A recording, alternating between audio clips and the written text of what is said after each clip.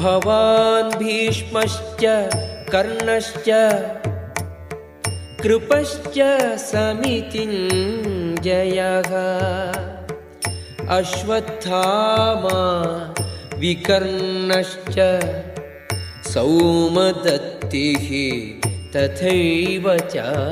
எப்போதும் போரில் வெற்றி காண்பவரான தாங்களும் பீஷ்மர், கர்ணன், கிருபர், அஸ்வத்தாமன், விகர்ணன், பூரிசரவஸ் என்ற சோமதத்தனின் குமாரன் போன்ற பெரும் வீரரும் இருக்கின்றீர்கள்.